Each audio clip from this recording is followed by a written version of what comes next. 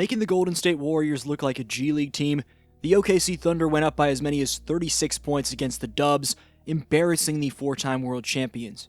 There's zero excuse for the Warriors, as this is a wake-up call for Golden State when it comes to competing with the best teams in the league.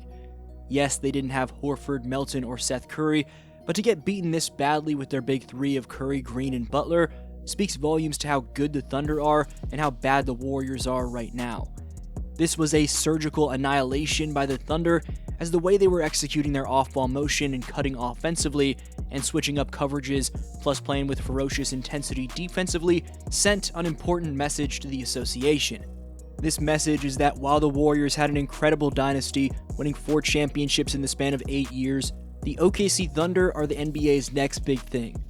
While Stephen A. Smith recently called Wemby the new face of the NBA, the reigning Finals MVP Shai Gilgeous-Alexander currently owns that label. SGA is currently the best player in the league in my opinion, and his brilliance consists of having as deep of a bag as we've ever seen, plus being one of the best defensive players in the league.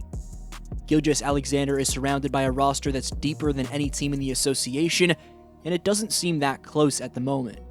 The Thunder are currently 11-1 without second option Jalen Williams for the entire season, and without top defender Lou Dort for 4 games. The team is also without Aaron Wiggins and Kenrich Williams, so this team is far from at full strength, and therefore far from playing their best basketball. That's terrifying for the league. Chet Holmgren combined with Shai Gilgeous-Alexander combined for 51 points, 16 rebounds, 13 assists, and 5 stocks against the Warriors. Breakout sophomore AJ Mitchell continued to make up for the loss of J-Dub by adding 17 points. Off the bench, Isaiah Joe had 18, Jalen Williams had 11, 5, and 5, while Alex Caruso had 8 points and 5 steals. Speaking of Caruso, and it's been the 2024 additions of he and Hartenstein that have elevated this Thunder team from second-round exit to championship material. What truly stands out about this Thunder team is how connected they are on both ends of the floor. Every possession feels intentional, the ball zips around until it finds the right shot, and defensively, they communicate like a unit that's been together for a decade. That's a testament to Mark Daigneault, who's quietly becoming one of the best coaches in the NBA. His system demands high IQ, effort, and trust, and his players buy in completely. You see it when Cason Wallace dives on the floor for a loose ball, when Chet rotates perfectly to erase a shot at the rim, or when SGA calmly dissects double teams and sets up a wide-open shooter in rhythm. They play with the discipline of a veteran team, but the hunger of a young one still trying to prove something. This balance is what makes them not just dangerous, but sustainable, the type of contender that's built to last for years. The way they execute Daigneault's motion principles offensively, the constant cutting and relocation, the unselfish passing, it's basketball poetry. There's a level of synergy between this coach and roster that you don't see often in the modern NBA, and it's the foundation of everything they do. Even their bench mob plays with precision.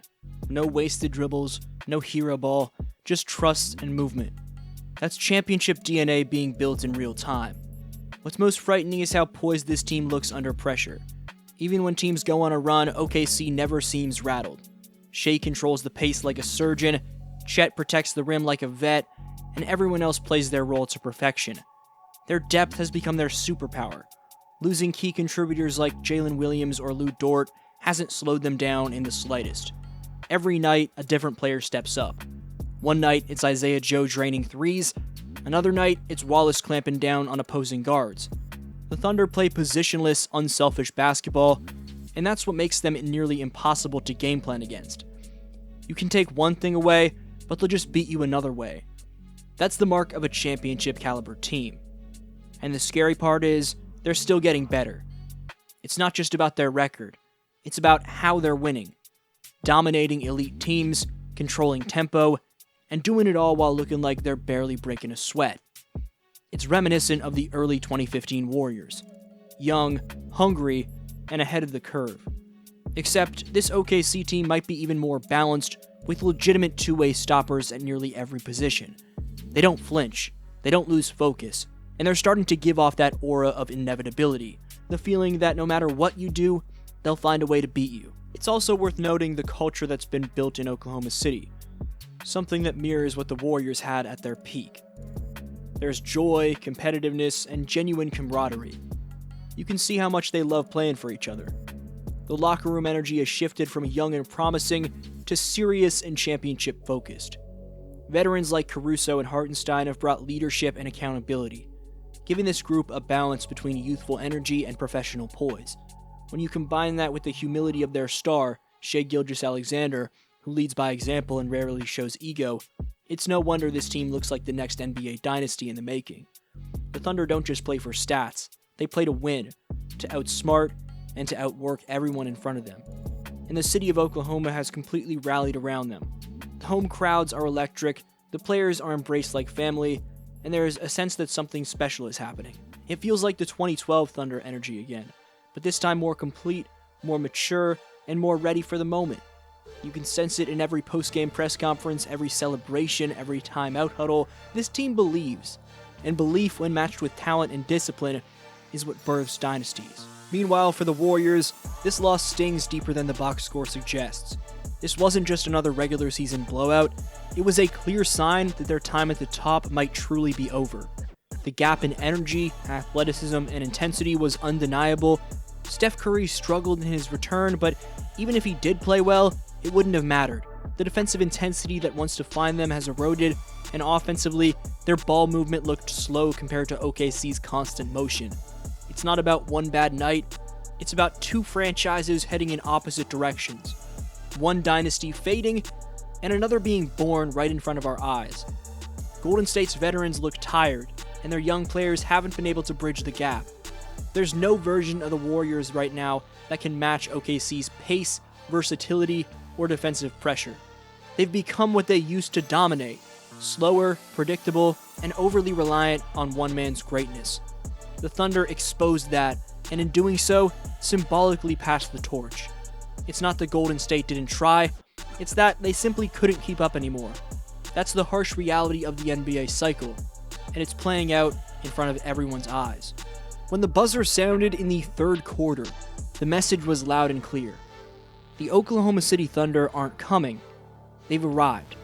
This wasn't luck or a hot shooting night, it was domination rooted in structure, talent, and belief. They're deeper, younger, faster, and more cohesive than nearly anyone in the league. With SGA playing like the undisputed best player in the league, and Chet Holmgren growing into a generational two-way big, the Thunder have all the ingredients of a team built to control the NBA for the next decade. Golden State once changed the game with pace and space. Now it's OKC's turn to redefine it with balance, depth, and unselfish brilliance. They're doing everything the right way, developing from within, building through culture, and trusting their system. It's the kind of foundation that doesn't just win a title, it sustains one. The scary thing is, this might just be the beginning. If this is how good the Thunder look in November, imagine what they'll look like come May and June. The rest of the association better take note, because the new era of NBA dominance has officially begun in Oklahoma City.